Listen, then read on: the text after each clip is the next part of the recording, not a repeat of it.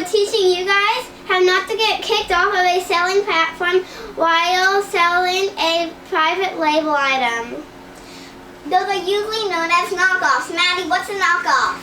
A knockoff is similar to a name brand item, but from a different company. For example, we have 2 AirPods here, but if you look, we have one of them that is Apple, but if you were to look at these online, you wouldn't know which one is Apple. And we're here to show you how to not get kicked off of a selling platform while selling these. So basically, as you see in those boxes right here, this one right here and this one right here look very, very similar. In fact, they're almost the same picture. And this one right here is a generic version, and this one right here is the true Apple version.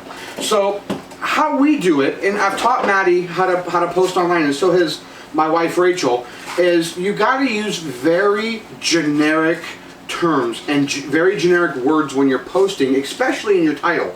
So in your title, something along these lines would be Bluetooth earbuds, or wireless Bluetooth earbuds, or white Bluetooth earbuds, or Bluetooth 5.0 earbuds. The reason why we use those terms is because we're not using the words Apple and we're not using the words AirPods.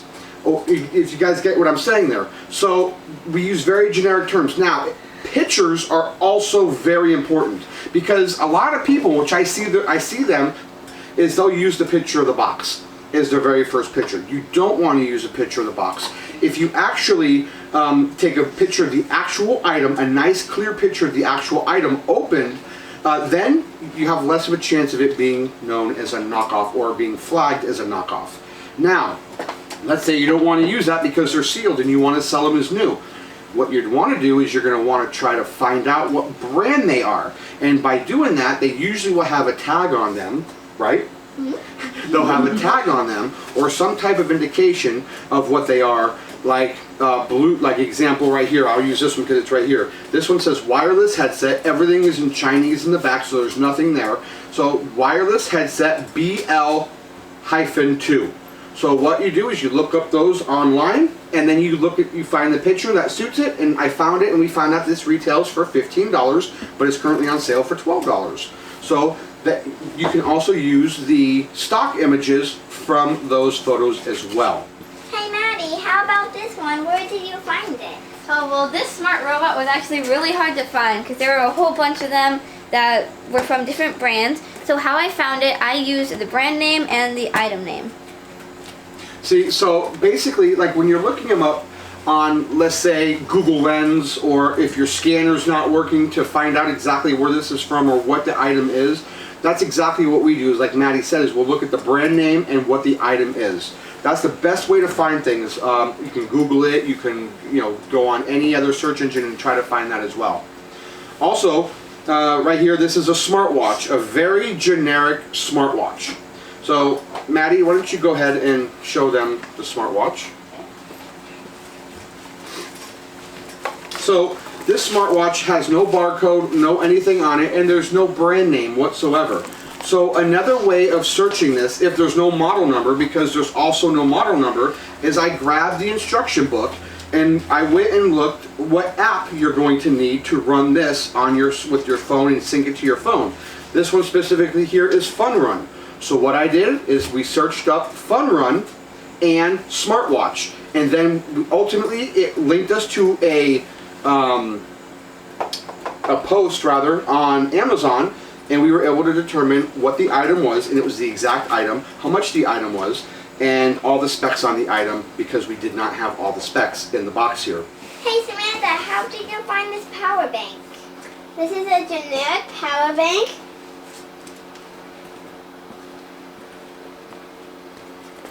How we looked it up is we used the model number. So basically, when we typed in the search engine power bank, it's very generic terminology, so a bazillion and 5 power banks came up. But what we did is we put power bank plus the model number, and then we seen the exact picture of this power bank, and we were able to get pricing and all the product knowledge on it off of Google. Now mind you, we also tried it on Google Lens, and we took the picture and it didn't work. We also tried the back, it didn't work. However, we punched in the name, like I said, the power bank name and the model number, and it was able to find the exact power bank. So pretty much any item that you list that's private label or knockoff, Yeah. you need to be very specific. And jewelry is very specific.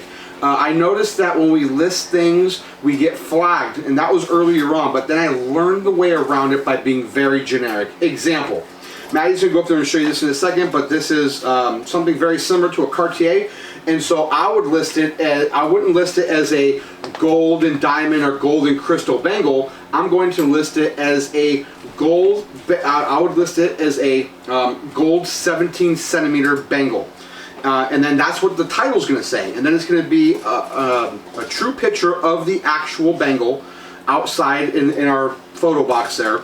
And then I'm going to put in the description, gold colored bangle with crystal.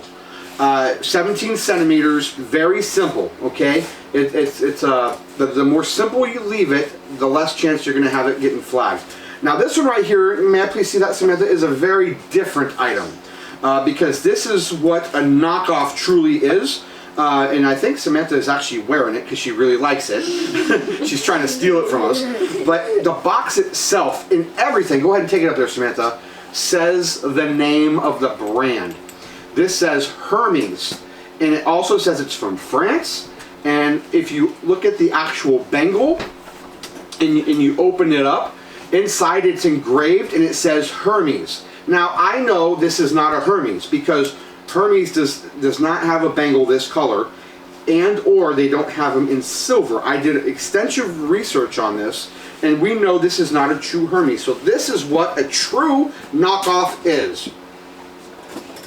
So how I'm going to list it is white and silver bangle, 16 centimeters. That's it, 16 cm. And then in the description, it's going to say silver and white bangle, 16 centimeters, new in the box, or like new, or whatever the case may be. I'm going to have a picture of the box. We're not going to show anything that says Hermes on it.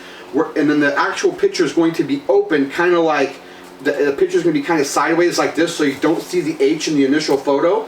And it's going to be just so people know what it is, but they don't know what it is. Now the other pictures are going to see the H. They're going to see it all nice and pretty and proper, but we're not going to show any of the engravings, because if we do that, people are going to think it's a real Hermes. Now I'm going to have this priced at like $10 or $12 or $15, and people should know that if you're selling this for $10, $12, or $15, it's not a true Hermes or it's not a true authentic brand.